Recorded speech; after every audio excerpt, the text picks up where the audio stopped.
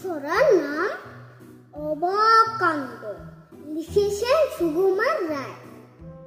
শুনছো দাদা, ওই যে কথা, বদ্যি বুড়ো থাকে, সে নাকি রোজ খাবার সময় হাত দিয়ে ভাত মাখে।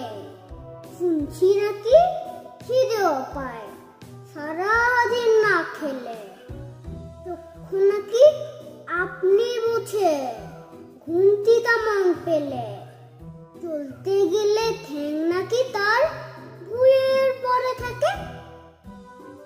কান দিয়ে সব শুনে নাকি, চোখ দিয়ে সব দেখে। শোয় নাকি সে মুন্ডু তাকে শিওর পানি দিয়ে। হয় নাকি হয় সত্যি মিথ্যে, চল না দেখি গিয়ে।